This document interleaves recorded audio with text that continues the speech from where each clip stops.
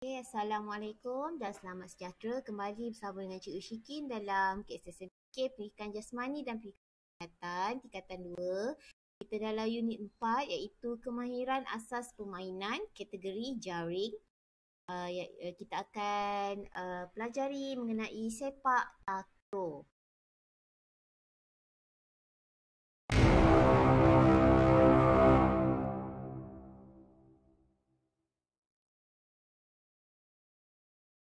Okey, pengenalan sepak takraw. Ia dimainkan antara dua pasukan. Okay, mesti ada dua pasukan, tak boleh main satu pasukan je tak jadi. Okay, satu pasukan dianggotai oleh 3 pemain utama dan 2 pemain simpanan. Okay, pemain utama ni maksudnya pemain yang menjadi keutamaan untuk setiap pertandingan lah. Okay. Jadi dekat dalam sistem permainan ni, bila berlawan, pihak A ada 3 orang, pihak B pun ada 3 orang. 3 lawan 3.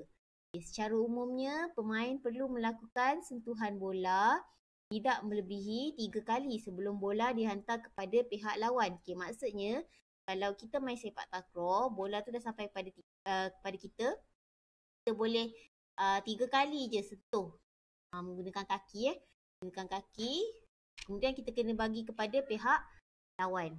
Okay, sepak takraw sekarang dah dipertandingkan di Sukan C, Sukan Asia dan juga di peringkat dunia. Kalau dulu dia main dekat kata macam orang kampung je, main peringkat biasa. Sekarang dia dah pergi international.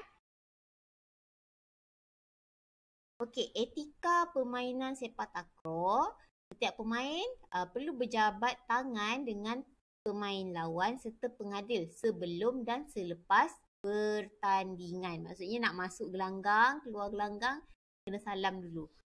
Dia pemain hendaklah meleretkan bola kepada pihak lawan semasa pertukaran servis. Okay, yang ketiga, pemain dilarang menyepak bola semasa permainan terhenti. Okay, maksudnya bila kita dah main, lepas tu berhenti, bola tu ada dekat depan kita, tak boleh sepak. Kena ambil guna tangan. Okay. Kira macam orang kata pantang larang dia lah. Okey, ini ialah kelengkapan permainan. Mesti berjersey, pakai jersey, baju jersey yang sesuai. Keluar, ada stokin, berkasut. Okay, sebab kita berkasut jadi kita kena pakai stokin.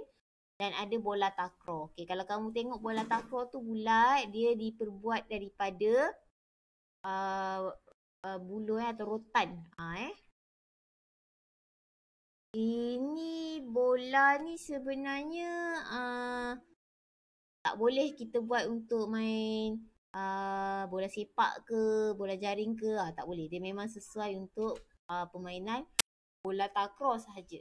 Tetapi untuk keselamatan bagi pelajar pendidikan khas, bola boleh diubah suai menggunakan bahan yang lebih ringan untuk mengelakkan kecederaan. Okay, sebab bola yang sedia ada ni agak keras.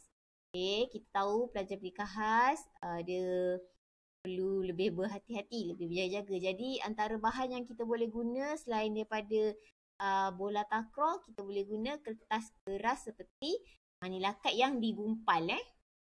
Itu kalau kita nak buat latihan lah. Okey, posisi pemain. Okey. Dalam gambar rajah ni, ini di gelanggang. Dia ada, tadi kecil cakap dia 3 pemain. Okey. Jadi 3 pemain, dia ada seorang apit kanan, seorang tekong dan seorang apit kiri. Apit kanan dia berada di bahagian kanan tekong. Dia akan mengawal bahagian kanan dan bahagian hadapan gelanggang. Bertindak sebagai killer atau feeder. Dia akan melambung bola kepada tekong untuk memulakan servis. Okay, kemudian untuk apit kiri pun dia punya apa tu? Dia punya orang kata kerja dia sama dengan apit kanan. Apit kiri, apit kanan dan apit kiri sama. Dia dua-dua ni dia akan berada di sisi tekong lah. Maksudnya seorang di kanan, seorang di kiri. Okey, kalau apik kiri dia mengawal bahagian kiri. Kalau apik kanan dia mengawal bahagian kanan. Okey, kemudian akan bagi bola kepada tekong untuk memulakan servis. Okey, tekong berada di tengah-tengah. Okey, dia ada bulatan di tengah-tengah. Dia akan memulakan sepak mula dan servis. Tekong juga akan mengawal bahagian tengah dan bahagian belakang gelanggang. Okey. Ni dalam gambar rajah ni untuk satu pasukan lah. Kalau dia tengah berlawan, pasukan yang sebelah kiri pun akan ada kedudukan yang sama. Dia ada apik kiri, apik kanan dan juga tekong. Okey, kemahiran yang ada di dalam sepak takraw. Yang pertama ialah kemahiran sepak sila. Sepak sila ialah sepakan yang menggunakan bahagian dalam kaki. Okay, berfungsi untuk menerima dan menimang bola, mengumpan dan menyelamatkan serangan daripada pihak lawan. Maksudnya masa kita terima bola tu, nak timang tu dia guna kaki, kaki bahagian dalam. Okay, ni contoh dia. Sebelum ni gambar ajar dia berdiri dan atas selesa, kaki dominan kita akan gunakan kaki dominan untuk sepak sila. Kalau kamu biasa guna kaki kiri, gunakanlah kaki kiri. Maknanya yang dominan, maknanya yang lebih kuat. Okay, semasa ini yang dikatakan nombor 2 ni, yang warna hijau ni, dia menggunakan bahagian dalam badan sedikit rendah dan menggunakan sebelah kaki untuk mengimbangkan badan atau menyokong badan kita supaya stabil. Okey, bola berada di bahagian dalam kaki. Ni bahagian dalam kaki kan. Kalau macam ni contoh di kaki, sini dalam, sini luar. Yang ni, nak yang dalam ni. Ni katalah ni ibu jari kaki kan. Ni dalam Kemudian kita lakukan sepakan mengikut lajak arah pergerakan bola. Maksudnya ke mana bola tu bergerak, kita akan ikut sama. Itu maksud dia. Okey, seterusnya kemahiran servis. Dalam permainan sepak takraw dia ada 2 jenis servis, iaitu servis sepak sila dan servis sepak kuda. Okey, servis biasanya dilakukan oleh tekong. Okey, tekong tadi yang duduk dekat tengah di bahagian belakang. Tujuan dia untuk memulakan permainan. Okey. Dalam gambar rajah ni dia tunjukkan kedua-dua jenis servis, iaitu sepak kuda dan sepak sila. Beza dia, sepak kuda kedudukan kaki semasa dia buat servis tu tinggi. Lebih tinggi daripada sepak sila. Okay, kemudian dia punya kedudukan sebelum pun ada beza sikit. Dia tangan dia lebih tinggi berbanding sepak sila sebab dia nak melakukan servis yang lebih tajam lah. Servis yang lebih tajam Okay, kedua-dua memerlukan kaki dominan dan kita perlu imbang badan lah. Okay, maksudnya selepas membuat servis tu, kita punya badan akan bergalih. Okay, bila bergalih, kemungkinan jatuh tu ada. Jadi kita akan gunakan kaki kita untuk imbang kita punya badan. Okey, kemahiran seterusnya ialah kemahiran menanduk. Kemahiran ini menggunakan bahagian hadapan kepala untuk mengawal, mengumpan bola serta melakukan serangan dalam permainan. Kalau nak kawal bola ni maksudnya bila bola sampai kepada kita, kita kawal supaya bola tu tak jatuh kan. Kalau tak nak guna kaki, tangan memang tak boleh guna. Jadi kita guna kepala. Kalau nak hantar kepada ataupun nak serang kepada pihak lawan, kita akan hantukkan bola tu dengan lebih kuat lah dengan kepala. Seperti gambar rajah yang ketiga ni Okey, untuk teknik lakuan bagi menanduk. Sebelum kita menerima bola, sebelum melakukan tandukan, mestilah berdiri dalam keadaan yang selesa. Kaki kita kena buka. Mata kena tengok bola. Okay, maksudnya bola kat atas, mata kita akan tengok atas lah. Takkan bola kat atas kita tengok bawah kan? Tak boleh. Jadi kita kena perhatikan di mana kedudukan bola kita. Okay. Semasa bola sampai, pastikan bola tu kena dekat bahagian dahi. Okay, kat sini dahi Bukan dekat sini, bukan kat hidung, bukan dekat dagu. Mesti dekat bahagian dahi. Maksudnya kamu kena dongakkan sedikit kepala ni.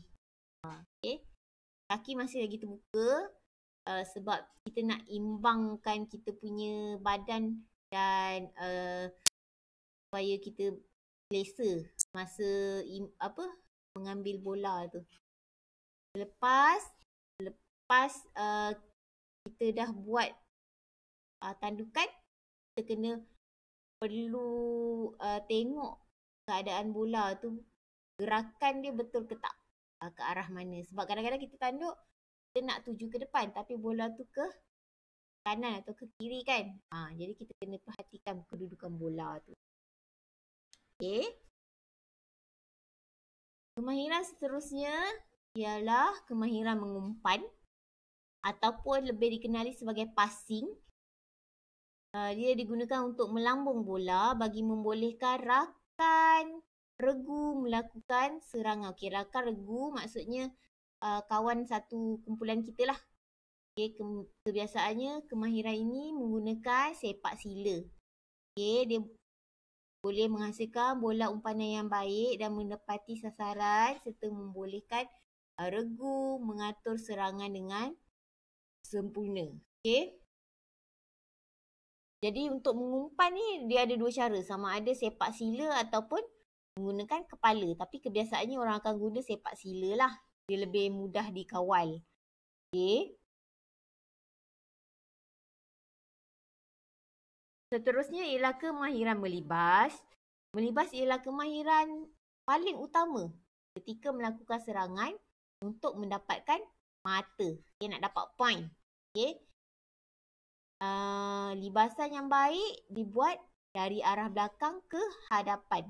Okay. Dan kita memerlukan kekuatan tangan untuk mendarat. Maksudnya bila kamu dah libas, okay, kamu melompat kan.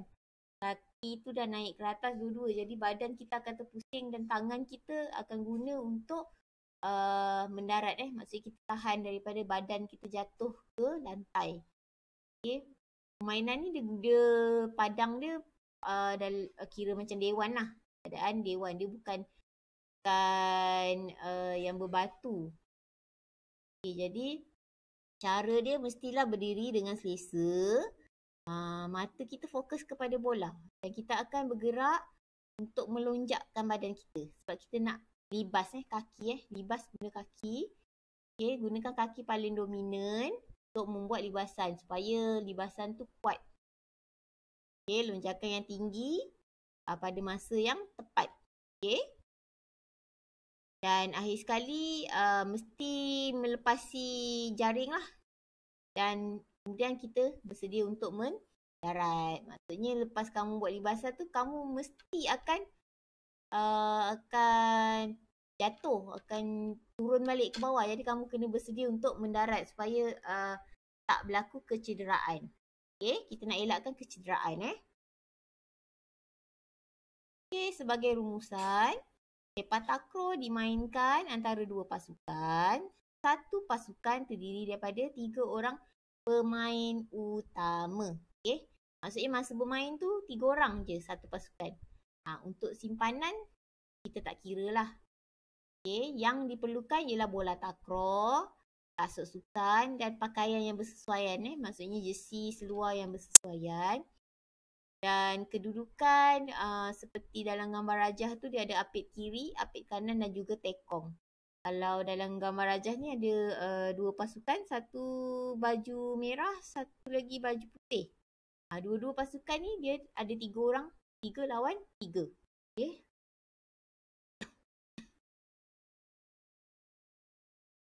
Ini rumusan untuk kemahiran dalam sepak takraw, iaitu kemahiran sepak sila, kemahiran servis di mana ada 2 jenis, iaitu servis sepak kuda dan servis sepak sila.